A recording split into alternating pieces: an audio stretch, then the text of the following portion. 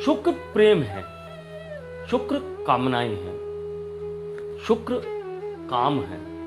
काम से तात्पर्य यहाँ इच्छाओं का ही होता है। अब इच्छाएं अच्छी या बुरी किसी प्रकार की भी हो सकती हैं। शुक्र ज्ञान है। शुक्र ना सिर्फ ज्ञान है, एक उच्च दर्जे का ज्ञान है।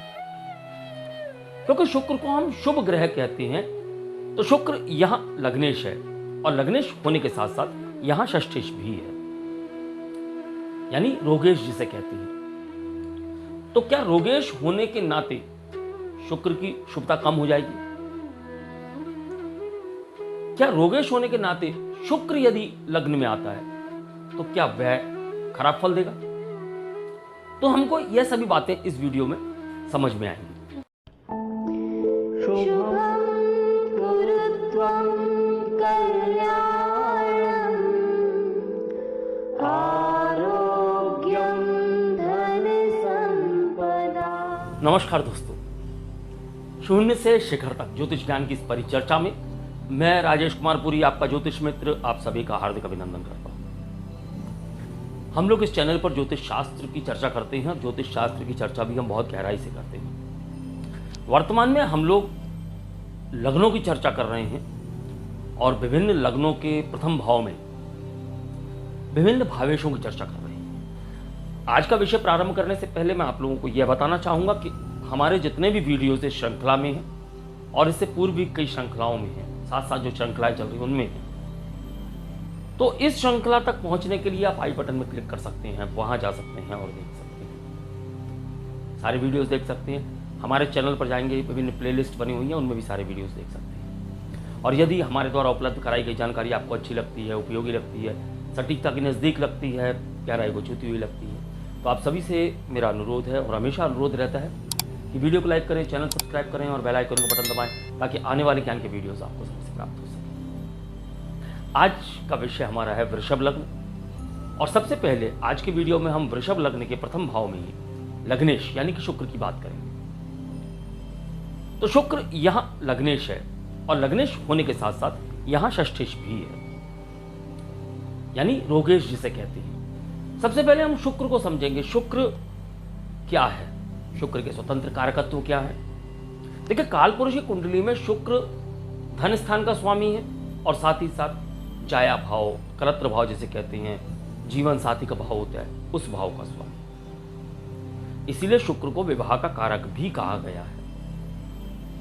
शुक्र प्रेम है, शुक्र कामनाएं हैं, शुक्र काम है। जब इसके अंदर मंगल की तीव्रता, मंगल का आवेश जुड़ता है, तब यह काम वासना बन जाता है। काम से तात्पर्य यहां इच्छाओं का ही होता है। अब इच्छाएं अच्छी या बुरी किसी प्रकार की भी हो सकती है। शुक्र ज्ञान है। शुक्र ना सिर्फ ज्ञान है, एक उच्च दर्जे का ज्ञान है। क्योंकि शुक्र को हम शुभ ग्रह कहते हैं। गुरु और शुक्र सर्वथा शुभ ग्रह होते हैं। किसी भी परिस्थिति में इनकी शुभता खत्म नहीं होती, इनकी शुभता कम नहीं होती। तो शुक्र के कारकत्वों को आप समझ सकते हैं कि शुक्र प्रेम की बात भी करते हैं। शुक्र से हम अन्य बहुत बड़ी बड़ी इच्छाओं की बात करते हैं, तो हम शुक्र से करते हैं। अगर हम वृषभ लग्न की बात करें, वृषभ राशि की बात करें, तो वृषभ राशि के जातकों की बात करेंगे। वृषभ राशि के जातक मेहनती होते हैं, इन्हें बदलाव पसंद नहीं होता, स्थिर स्वभाव होता है, ऐश्वर्यशाली होते हैं, ऐश्वर्य भोगने वाले होते हैं, सुंदर होते हैं, आकर्षक होते हैं, स्वाभिमानी होते हैं, स्वतंत्र विचारधारा होती है। स्वतंत्र विचारधारा के साथ साथ जातकों में कामनाएं होती हैं। अब यदि प्रथम भाव में ही शुक्र विराजमान हो जाते हैं, यानी लग्न में ही यदि लग्नेश आ जाते हैं, तो देखिए, सबसे पहली बात तो लग्न बली हो गया, तो कुंडली बली हो गई। वृषभ लग्न है तो उसके सारे कारकत्वों की भी वृद्धि हो गई, क्योंकि स्वयं मालिक वहां आके बैठे हैं। ना सिर्फ कारकत्वों की वृद्धि हो गई, कारकत्व उसके मजबूत हो गए। कामनाएं बहुत अधिक बढ़ जाती हैं, आकर्षण भी बढ़ जाता है, क्योंकि अब शुक्र के कारकत्व भी वहां कार्य करेंगे। हमने वृषभ राशि से समझा कि वह सुंदर होते हैं, आकर्षक होते हैं। अब शुक्र वहां आकर बैठ गए तो उसके कारकत्वों को भी वहां देखेंगे, तो शुक्र जातक को सुंदर बनाता है। शुक्र जातक के अंदर आकर्षण पैदा करता है, शुक्र जातक के अंदर एक सम्मोहक व्यक्तित्व बनाता है। तो शुक्र से हम यहां वह सम्मोहक व्यक्तित्व देख सकते हैं। जातक संघर्ष से आगे बढ़ने वाले होते हैं, क्योंकि अब हम छठे भाव की भी बात साथ साथ करेंगे। तो चूंकि छठे भाव के स्वामी भी हैं तो संघर्ष की बात भी होगी। तो जातक संघर्ष से आगे बढ़ने वाले होते हैं, यानी कि अपनी ही मेहनत से जातक अपने जीवन में सफल होते हैं। जातक की कदकाठी अच्छी होती है, जातक सुख की चाहत रखने वाले होते हैं, ऐश्वर्यशाली जीवन व्यतीत करने वाले होते हैं, ऐश्वर्यशाली जीवन भोगने वाले होते हैं। जातक सामाजिक जीवन भी जीते हैं, क्योंकि अधिकतर हम देखेंगे जातक का सामाजिक जीवन जीने का एक अलग अंदाज होता है। अब चूंकि हम यहाँ सुंदरता की बात करते हैं, आकर्षण की बात करते हैं, तो लोग जातक की ओर आकर्षित होते हैं, लोग उसे पसंद करते हैं। जातक में सद्गुणों का विकास होता है, क्योंकि शुक्र एक शुभ ग्रह है और केंद्र में बैठा हुआ है, लग्न में बैठा हुआ है, लग्नेश होकर बैठा हुआ है, षष्ठेश होकर भी बैठा हुआ है। तो रोगों की बात भी हम जातक के जीवन में समझते हैं, लेकिन रोग जातक के जीवन में टिकते नहीं हैं। तो छोटे मोटे रोग आते जाते रहते हैं। लेकिन अब शुक्र की बात करेंगे तो शुक्र राजसी ग्रह है। हम शुक्र से राजसिक रोगों की बात कर सकते हैं, लेकिन कब? जब शुक्र पीड़ित हो या लग्न पीड़ित हो, तब हम बड़े रोगों की बात भी कर सकते हैं। लेकिन सामान्यतः हम शुक्र से बड़े रोगों की बात लग्न में होने से नहीं करते, क्योंकि लग्न यदि मजबूत है तो जातक का व्यक्तित्व मजबूत है, जातक का स्वास्थ्य मजबूत है। इन सब चीज़ों को भी हम शुक्र के यहाँ होने से समझते हैं। जातक कला, संगीत, खेलकूद, लग्जरी, इन सब क्षेत्रों में कार्य करने वाले होते हैं। इन सब क्षेत्रों में जातक का रुझान होता है। जातक ज्ञान के क्षेत्र में कार्य करते हैं, जातक ज्ञान के क्षेत्र में भी उच्च स्तर का ज्ञान प्राप्त करते हैं, गूढ़ विद्याओं का ज्ञान प्राप्त करते हैं, क्योंकि शुक्राचार्य के पास में एक ऐसी विद्या थी जो किसी और के पास थी ही नहीं, जिसे मृत संजीवनी कहा जाता था। तो ऐसी विद्या को धारण करने वाले शुक्र जातक को इसी प्रकार की गूढ़ विद्याएं भी देते हैं। जातक का रुझान इस ओर होगा तो जातक को गूढ़ विद्याओं का भी ज्ञान प्राप्त होने लगता है।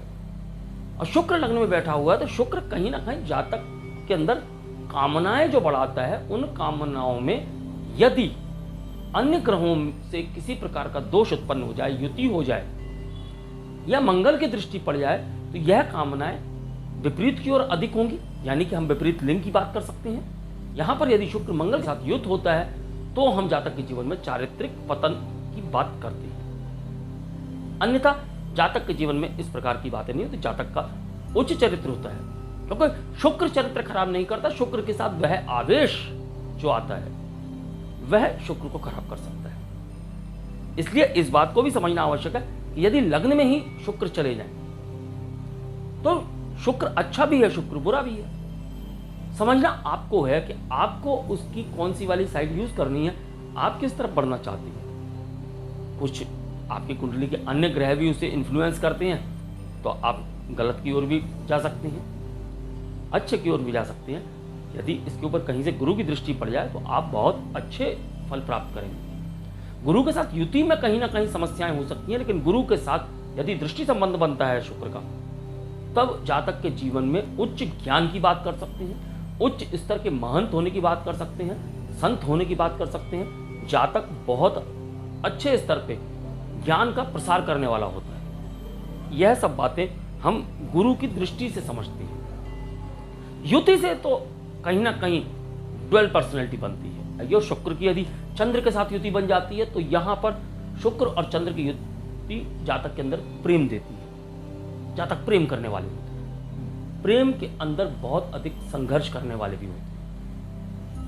संघर्ष करेंगे, सफलता भी प्राप्त होगी।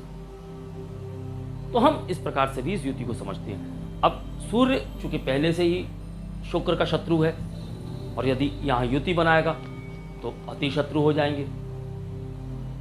अब चूंकि जातक का सप्तम भाव भी मंगल का है, और मंगल के सप्तम भाव होने की वजह से जातक का जो जीवन साथी होता है वह पहले से ही चिड़चिड़ा होता है। कुछ क्रोध की अवस्थाएं जातक के जीवन साथी में देखी जा सकती हैं। अब ऐसे में सूर्य यदि साथ में युति बनाकर बैठ जाएगा तो हम वैवाहिक जीवन में बहुत अधिक समस्याओं की बात समझ सकते हैं। क्यों? और यदि राहु की युति हो जाएगी लग्न में शुक्र के साथ, तो जातक को हम गलत आदतों में देख सकते हैं। यानी नशे की आदतों में जातकों को देख सकते हैं। लत सा लग सकती है, किसी प्रकार की जुए की लत लग सकती है, कोई भी गलत आदत हो सकती है। राहु की युति यहाँ पर शुक्र के साथ में जातक के जीवन में इस प्रकार के गलत फलित भी दे सकती है। अब केतु की युति यहाँ पर अगर शुक्र के साथ हो जाए तो हम शुक्र और केतु के योग को, हालांकि केतु और शुक्र के अंदर मित्रता नहीं कही जाती कई जगह, लेकिन फिर भी केतु और शुक्र के मिलने से जातक उच्च स्तर का ज्ञानी हो जाता है। उच्च स्तर का मतलब है बहुत ही उच्च स्तर का, क्योंकि केतु मोक्ष देता है, और मोक्ष का मतलब ज्ञान की वह चरम सीमा होती है जो आप कहते हैं भगवान बुद्ध को प्राप्त हुई थी, महावीर स्वामी को प्राप्त हुई थी। तो इतने उच्च स्तर तक पहुंचने वाले जो जातक होते हैं अक्सर शुक्र और केतु के युति वाले होते हैं, क्योंकि शुक्र आप कह सकते हैं कि असुरों के गुरु हैं। केतु स्वयं को गुरु के समान मानते हैं, क्योंकि वह देवगुरु बृहस्पति की जो राशि है धनु राशि, उसे वह स्वयं की राशि मानते हैं और गुरु के समान ही वह कार्य करना प्रारंभ कर देती है। तो यहां शुक्र और केतु, तो केतु तो और अधिक ज्यादा आध्यात्म को जगाने वाले हैं। तो आध्यात्मिकता जगेगी तो जातक उच्च स्तर का ज्ञानी होगा। जातक के अंदर बहुत कुछ ऐसा घटित होता होगा जो समझ से परे हो। जातक थोड़ा रहस्यमय प्रवृत्ति के हो जाते हैं। केतु यदि लग्न में है, रहस्यमय प्रवृत्ति का मतलब है कि जातक किसी को समझ में नहीं आएंगे। जातक के अंदर शक्तियां होंगी, लेकिन वह शक्तियों का दिखावा भी नहीं करेंगे। तो यह सब बातें हम वृषभ लग्न में शुक्र के लग्न में होने से समझ सकते हैं। क्योंकि हमने यहाँ षष्ठेश की बात भी की, तो षष्ठेश होने के कारण शुक्र यदि लग्न में है तो जातक के जीवन संघर्ष बढ़ाता है, तो प्रतियोगी परीक्षाओं में सफलताएं भी देता है। तो जातक उच्च पद को प्राप्त करने वाले भी बनते हैं। धन की स्थिति भी अच्छी होती है, क्योंकि हम कालपुरुष की कुंडली में शुक्र को धनेश देखते हैं, तो धन की स्थिति भी अच्छी होती है। और चूंकि शुक्र की यहाँ से जो दृष्टि है वह सप्तम भाव पर होती है, तो सप्तम भाव का वह कारक है। कारक होने के कारण वहां पर दृष्टि डालता है। दृष्टि डालने के कारण जातक के जीवन में अपने जीवन साथी के प्रति बहुत अधिक प्रेम देखा जाता है। तो यहां तक हमने शुक्र को समझा। यदि शुक्र वृषभ लग्न में प्रथम भाव में ही, यानी यहां तक की जानकारी उम्मीद है कि आपको अच्छी लगी होगी, उपयोगी लगी होगी, सटीकता के नजदीक लगी होगी, गहराई को छूती हुई लगी होगी। यदि आप ऐसा समझते हैं तो आप वीडियो को लाइक करें, चैनल सब्सक्राइब करें और बेल आइकन का बटन दबा दें, ताकि आने वाले ज्ञान की वीडियोस आपको समय से प्राप्त हो सके। अगले वीडियो में हम चर्चा करेंगे वृषभ लग्न के लग्न में ही बुध के होने की। बुध जो कि यहाँ द्वितीयेश है, और द्वितीयेश होने के साथ साथ पंचमेश भी है। तो बुध यदि लग्न में आएंगे, वृषभ लग्न के लग्न में बुध यदि आते हैं, तो वह किस प्रकार के फलित करेंगे, यह चर्चा हम अगले वीडियो में करेंगे। अगले वीडियो तक के लिए मैं अपनी वाणी को विराम देने की आज्ञा चाहूंगा। नमस्कार, धन्यवाद। शुभं कुरुत्वं कल्याणम् आरो